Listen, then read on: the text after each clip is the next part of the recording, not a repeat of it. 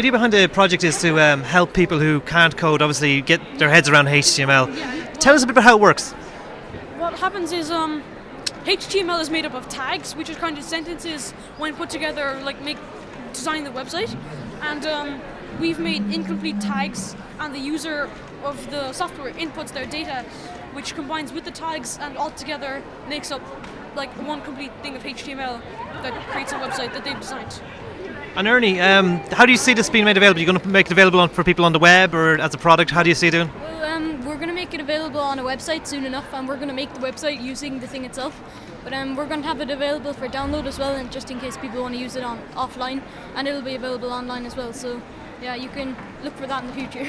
We're kind of aiming it at people who do know HTML, but it takes a long time to write it out from the very beginning. So what we've done is we made them able to create kind of a basic thing, and then they edit it with the skills they have and refine it down really. So this is an electric Braille pad. The use of this is to teach young toddlers who are born blind to learn Braille. Irish families spend nearly €7,000 to send their children to institutes that teach the Braille display. They can get portable ones that will teach them themselves, such as this one. This is a brilliant B80 new generation. It costs $7,850, which is nearly €9,000. Now my system here, the electric Braille system, only cost me less than €50, and it's just a matter of the parent and the child sitting together and looking at the Braille systems. So Braille is a component of 6 dots. That's grade 1 anyway.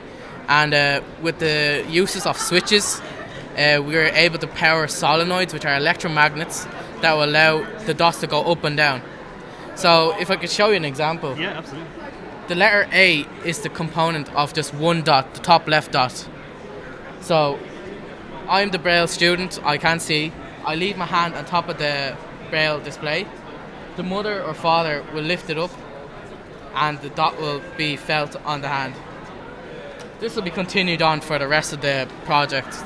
A, B, C, D, different combinations of dots. We're blessed with eyes. Like, thank God we can see with our eyes. Like, I believe every person should get an education, even with a disability or not.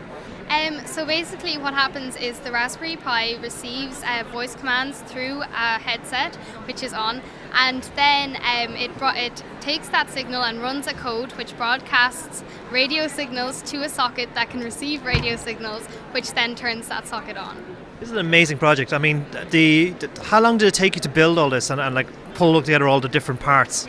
It took me about a year. I started last November and I entered it into a small competition called SciFest, and I've been doing that until this November. I taught myself how to code. I can't do Coderdojo at the moment because I have activities on at the same time, but I used books and open source tutorials on the internet to create this program.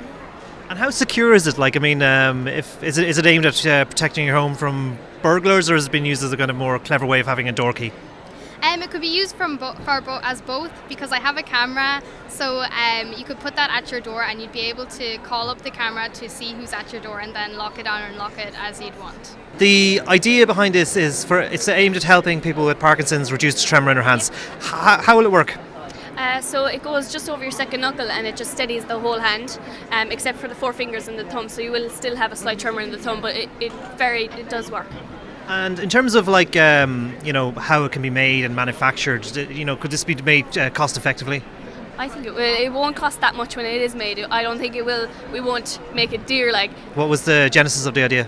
We actually knew someone who had Parkinson's. Sadly, he passed away. And whenever I was over at his house, he would have his daughter doing everything for him, and you could see how much he didn't like it. He didn't like everyone doing their own stuff. So we wanted to do something that would help that.